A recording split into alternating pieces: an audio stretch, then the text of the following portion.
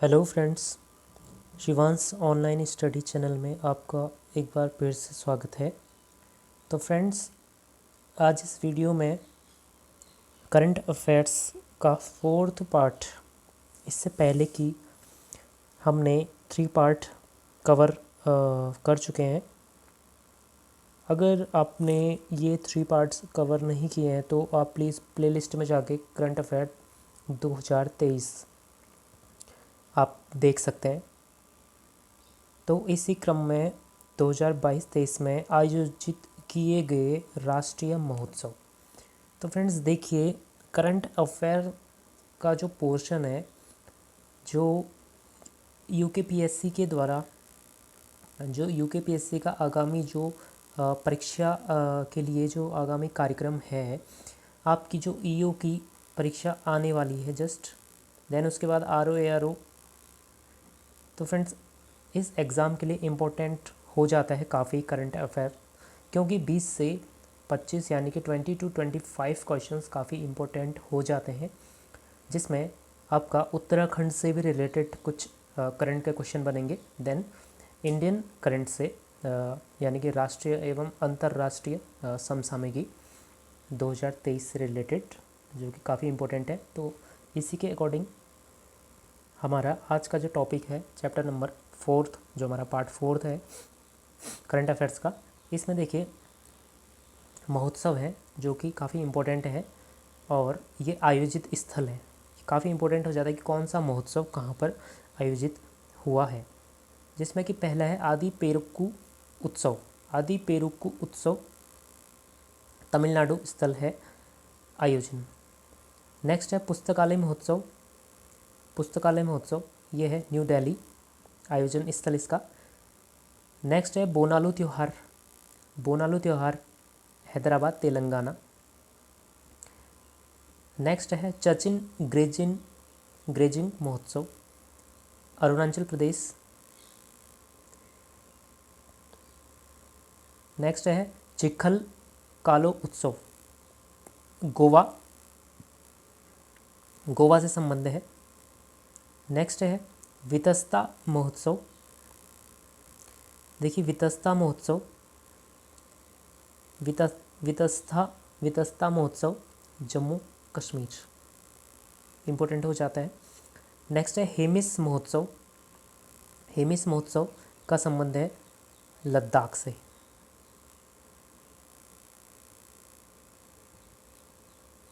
अगला है राजा कृषि महोत्सव। राजा कृषि महोत्सव ओडिशा से इसका संबंध है। पहला जनजातीय खेल महोत्सव, अगला जो है यह है भुवनेश्वर।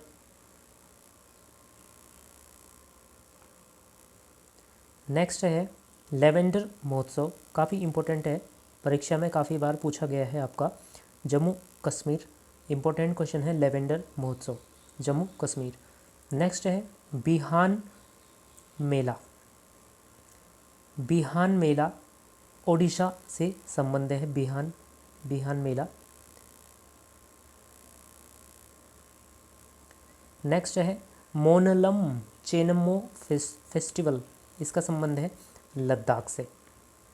ठीक है फ्रेंड्स, तो हेमिस महोत्सव जिसका संबंध है लद्दाख से, और नेक्स्ट जो है मोनलम चेनमो फेस्टिवल, ये भी लद्दाख से।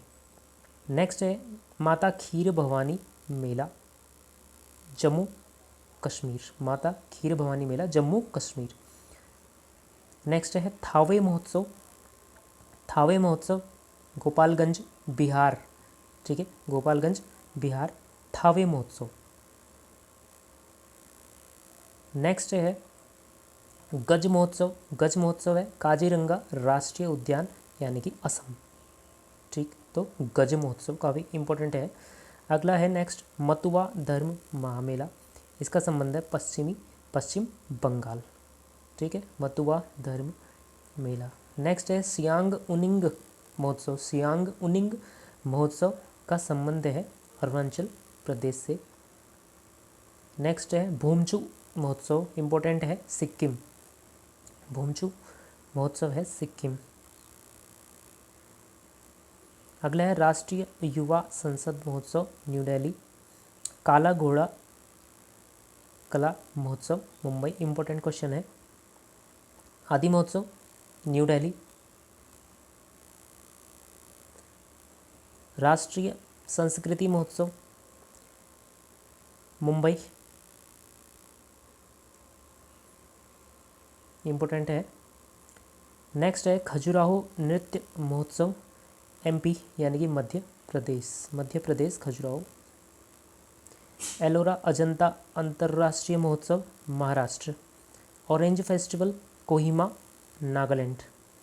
तोरगिया उत्सव अरुणाचल प्रदेश। अंतर्राष्ट्रीय पतंग महोत्सव अहमदाबाद।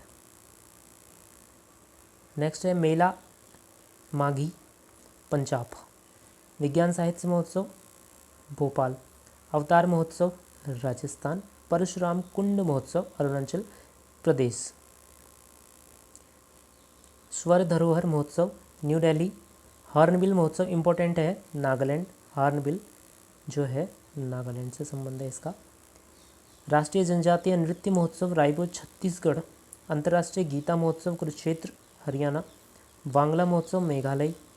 अमूर Falcon festival Manipur. संगाई महोत्सव मणिपुर। नेक्स्ट है सरसफूड फेस्टिवल न्यू दिल्ली। पहलगाम पक्षी महोत्सव इम्पोर्टेंट क्वेश्चन है जम्मू कश्मीर। नुआखाई महोत्सव इम्पोर्टेंट है नुआखाई महोत्सव उड़ीसा, इम्पोर्टेंट क्वेश्चन है। नेक्स्ट है सुमंग लीला महोत्सव मणिपुर। नेक्स्ट अगला जो है काफ़ी इंपॉर्टेंट है ये भी, बथुकम्मा फूल महोत्सव आपका तेलंगाना से इसका आयोजन स्थल है। तो ये थे फ्रेंड्स 2022-23 में आयोजित किए गए राष्ट्रीय महोत्सव और स्थल। अब नेक्स्ट है केंद्रीय बजट 2023-24 के कुछ महत्वपूर्ण शब्दों का पूर्ण रूप यानी कि फुल फॉर्म जो है काफ़ी इम्पोर्टेंट है, क्योंकि क्वेश्चंस प्रीवियस में आपका बन चुके हैं यहाँ से क्वेश्चंस, इसलिए काफ़ी इम्पोर्टेंट हो जाता है। तो देखिए इसमें जो आपका लाइफ का जो फुल फॉर्म है पूछ रहा था, इसका पूर्ण रूप क्या है, निम्न में से जो ये शब्द है इसका पूर्ण रूप क्या है, तो lifestyle for environment. Next है UIDF urban infrastructure development fund.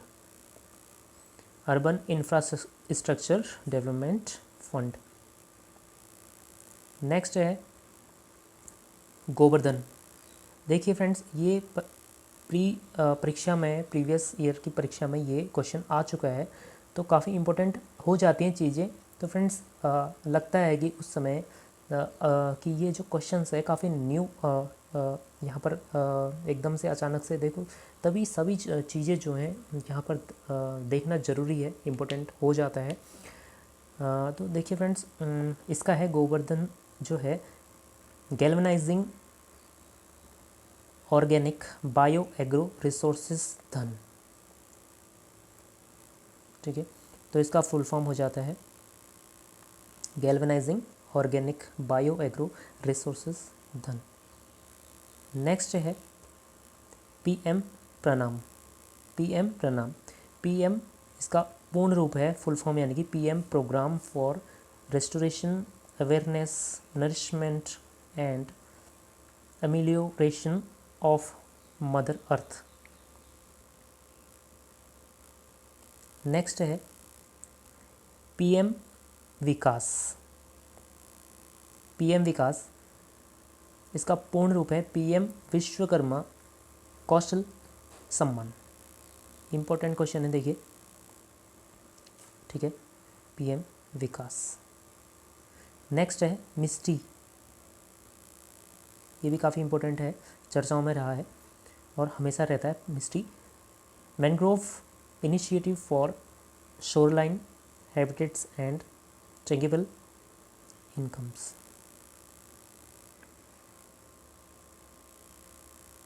Next है PACS, इसका पूर्ण रूप है primary agricultural credit societies, PACS। Next है भारत श्री। नेक्स्ट है फ्रेंड्स भारत श्री। तो Bharat shared repository of inscriptions इसका पूर्ण रूप है।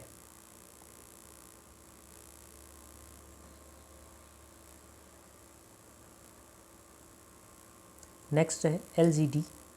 एलसीडी आपने सुना होगा, एलईडी सुना होगा, तो कन्फ्यूज़न हो सकता है, तो एलजीडी है, ठीक है। Lab grown diamonds.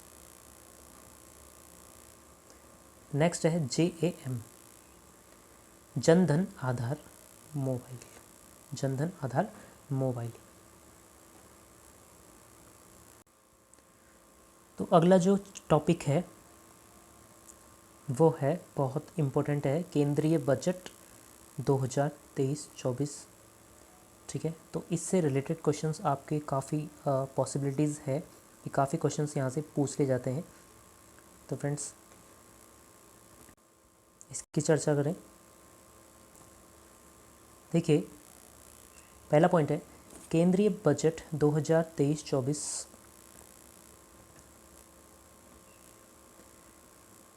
को वित्त मंत्री निर्मला सीतारमण, तो आपने ये यहाँ पर नोट करना है, ठीक है। जो वित्त मंत्री हैं निर्मला सीतारमण जी ने 1 फरवरी 2023, आपको ये डेट भी कंफर्म होनी चाहिए, 1 फरवरी 2023 यानी कि 1 फरवरी को संसद में पेश किया है।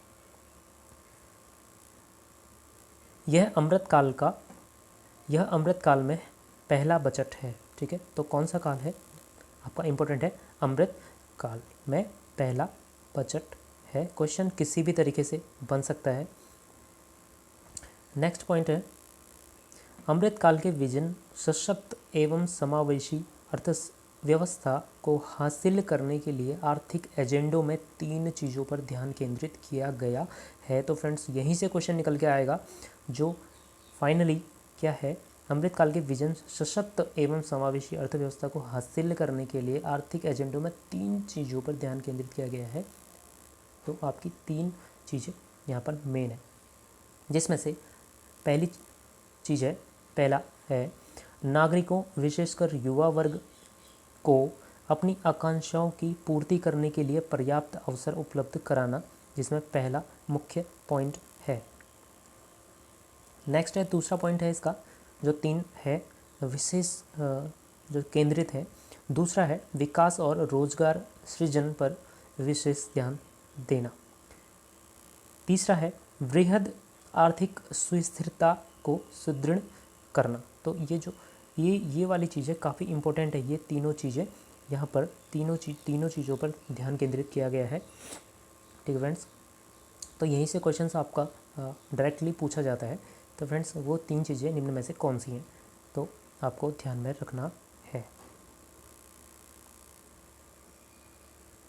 नेक्स्ट है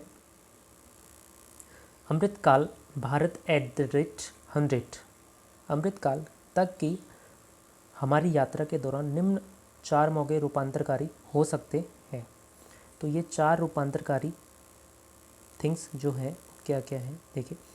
पहला है महिलाओं का आर्थिक सशक्तिकरण। तो इस संबंध में दीनदयाल अंत्योदय योजना राष्ट्रीय ग्रामीण आजीविका मिशन के तहत 81 लाख यानी कि 81 लाख स्वयं सहायता समूह को बड़े उत्पादन उद्यमों में परिवर्तित करना, ये इसका पहला स्टेप है। तो इसकी धनराशि भी पूछी जा सकती है, 81 लाख। नेक्स्ट है PM विश्वकर्मा कौशल सम्मान, PM विकास, जो कि इससे पहले हमने फुल फॉर्म में चर्चा की थी। PM विकास यानी कि PM विश्वकर्मा कौशल सम्मान। इसमें पारंपरिक कारीगरों और शिल्पकारों को वित्तीय सहायता, कौशल प्रशिक्षण और जानकारी देना। तो फ्रेंड्स डायरेक्टली क्वेश्चन पूछ सकता है कि पारंपरिक कारीगरों और शिल्पकारों को वित्तीय सहायता एवं कौशल प्रशिक्षण हेतु निम्न में से कौन सा जो योजना है वो यहाँ पर है। तो PM विश्वकर्मा कौशल सम्मान। नेक्स्ट है थर्ड पर्यटन में अपार संभावनाओं का उपयोग करना। तो पर्यटन है नेक्स्ट जो थर्ड स्टेप है पर्यटन। पहला स्टेप था महिला सशक्तिकरण से रिलेटेड, सेकंड है आपका पीएम विकास यानी कि विश्वकर्मा कौशल योजना। नेक्स्ट थर्ड जो है आपका पर्यटन में अपार संभावनाओं का उपयोग करना। अब देखिए फोर्थ क्या है, हरित विकास। हरित विकास जो कि विविध क्षेत्रों में ऊर्जा के कुशल उपयोग और हरित रोजगार सुनिश्चित करेगा। तो हरित विकास आपका फोर्थ स्टेप है।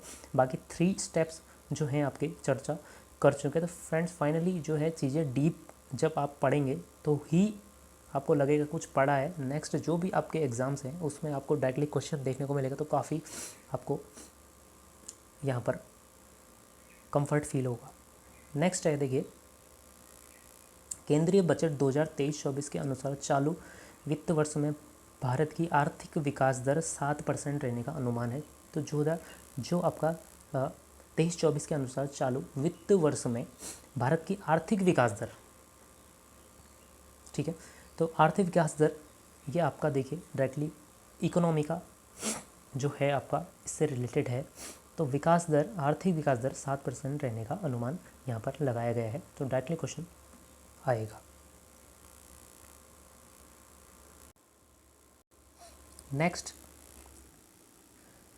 टोटल यानी कि कुल 45.03 लाख करोड़, ठीक है, का बजट 2023-24 काफ़ी इम्पोर्टेंट है। जो आपका कुल टोटल की बात की जाएगी तो 45.03 यानी कि 45,03,097 करोड़ का बजट। इसमें देखिए जो पहला है, इसमें कुल प्राप्तियां होने का अनुमान। जो आपका बजट है इससे रिलेटेड आपका जो कुल प्राप्तियां होने का अनुमान है वो कितना है, 45,03,097 करोड़, ठीक है। अब देखिए कुल प्राप्तियां जो हैं ये 2 प्रकार की होती हैं। फर्स्ट ऑफ ऑल एक होती है राजस्व प्राप्तियां, दूसरा होता है पूंजीगत प्राप्तियां। जो आपका राजस्व प्राप्तियां होती है रेवेन्यू रिसिप्ट्स, इसका मतलब है, ठीक है, जितने भी आपके जो कर होते हैं ना तो उन्हें राजस्व प्राप्तियां कहते हैं। और जो भी पूंजीगत प्राप्तियां होती हैं तो कैपिटल रिसिप्ट्स, ठीक। इसमें से जो राजस्व प्राप्तियां हैं उनका कितना है 26,32,281 यानी कि 26,32,281 करोड़ ये आपका क्या है राजस्व प्राप्तियां हैं, ठीक है। जो पूंजीगत प्राप्तियों की बात करेंगे तो इसमें 18,70,816 करोड़ जो है पूंजीगत प्राप्तियां। अब वहीं देखिए 2 चीज़ें क्लियर हैं कि राजस्व प्राप्तियां जो है वो अधिक हैं और पूंजीगत प्राप्तियां जो है उनका देखिए तो इसमें 18,70,816 है।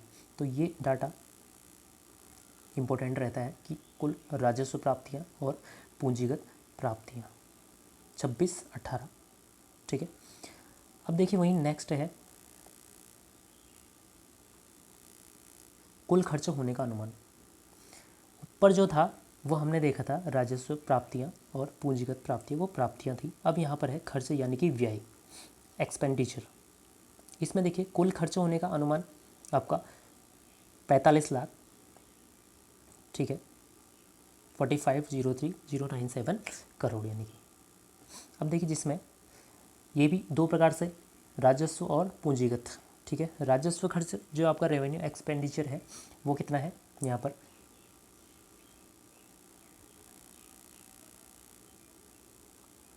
35,02,136 करोड़, ये है राजस्व खर्च यानी कि रेवेन्यू एक्सपेंडिचर।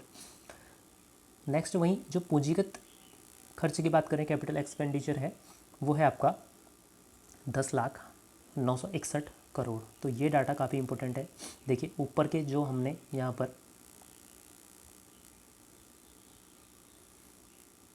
ऊपर हमारी प्राप्तियाँ थी वो थी राजस्व प्राप्तियाँ और पूंजीगत प्राप्तियाँ, काफ़ी इंपॉर्टेंट है। राजस्व प्राप्तियाँ देखिए डायरेक्टली आपको डाटा याद करना है। यहाँ पर राजस्व प्राप्तियाँ जो है वो 26,32,281 है।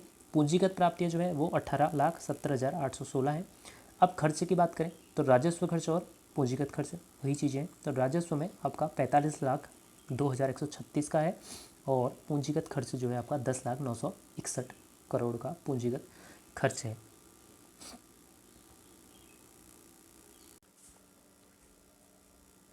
नेक्स्ट है विभिन्न घाटा।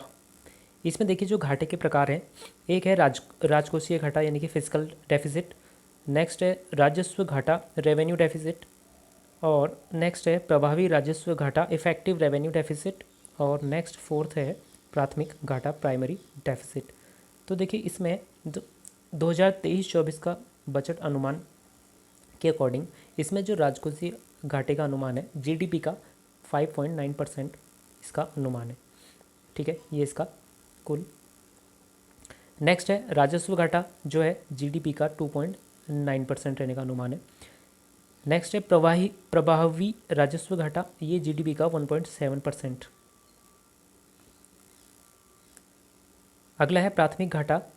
प्राथमिक घाटा जो है जीडीपी का 2.3% रहने का इसका अनुमान है। तो ये भी आपका डायरेक्टली फैक्चुअल क्वेश्चन यहाँ पर पूछ दिया जाता है।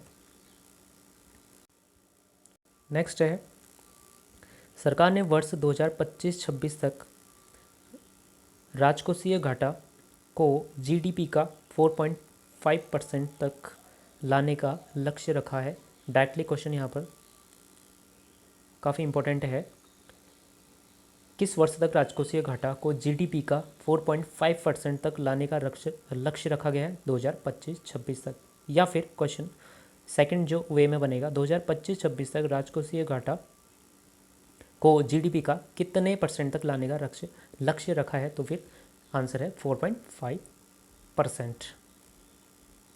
नेक्स्ट इम्पोर्टेंट थिंग है वित्तीय वर्ष 2023-24 में राजकोषीय घाटा का अनुमान 17,86,816 करोड़ लगाया गया है। अर्थात इस बार सरकार को 17.87 लाख करोड़ रुपया उधार कर्ज लेना पड़ेगा।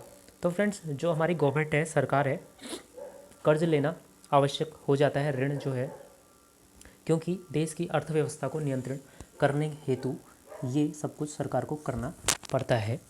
तो फ्रेंड्स जैसे कि कोरोना पीरियड में काफ़ी यहाँ पर अर्थव्यवस्था हमारी जो है काफ़ी महामंदी या फिर मंदी कहें उसको, तो इस समय पे काफ़ी यहाँ पर तब से जो है उसके अकॉर्डिंग ही जो ये ऋण है आपकी इंक्रीज़ और डिक्रीज़ यहाँ पर होता रहता है।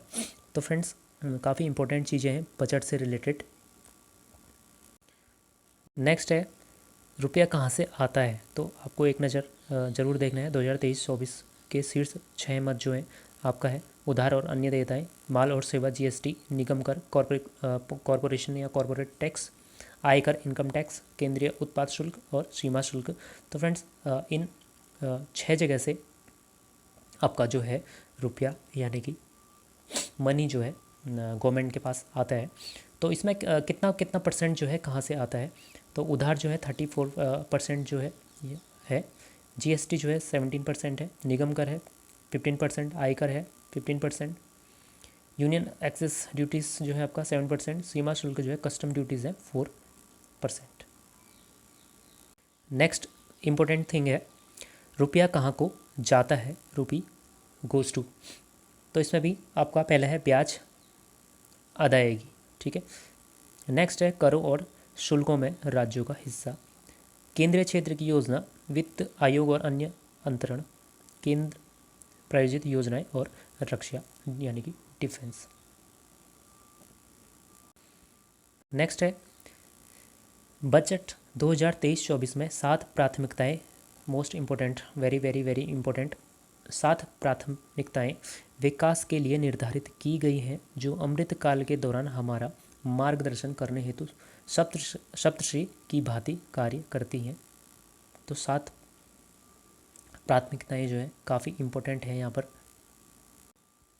देखिए 7 प्राथमिकताएं जो हैं सप्तश्री, इसमें देखिए पहला है समावेशी विकास, दूसरा है अंतिम व्यक्ति तक पहुँच, तीसरा है अवसंरचना एवं निवेश, फोर्थ है क्षमता को सामने लाना। फिफ्थ है हरित विकास, और सिक्स है युवा शक्ति, सेवन्थ है वित्तीय क्षेत्र। तो फ्रेंड्स ये 7 प्राथमिकताएं जो हैं काफ़ी इम्पोर्टेंट है, और क्वेश्चंस यहाँ पर प्रीवियस जो अभी नेक्स्ट जो प्रीवियस एग्ज़ाम्स में यहाँ पर क्वेश्चंस बन चुके हैं इनमें से। चूँकि 2023-24 के अकॉर्डिंग ही आपके जो अभी आगामी परीक्षाएं काफ़ी इंपॉर्टेंट हो जाता है, इन 7 में से कौन सी वो प्राथमिकताएं शामिल नहीं है, तो आपने यहाँ पर ध्यान केंद्रित करना है इन 7 प्राथमिकताओं में। समावेशी विकास, अंतिम व्यक्ति तक पहुँच, अवसंरचना एवं निवेश, सक्षमता को सामने लाना, हरित विकास, युवा शक्ति और वित्तीय क्षेत्र। तो फ्रेंड्स आज की क्लास हमारी यहीं पर समाप्त होती है। नेक्स्ट पार्ट में इसका जो 5th पार्ट है जल्द से जल्द लेके आते हैं, और मिलते हैं नेक्स्ट इसके 5th पार्ट में। तब तक के लिए आप इन सभी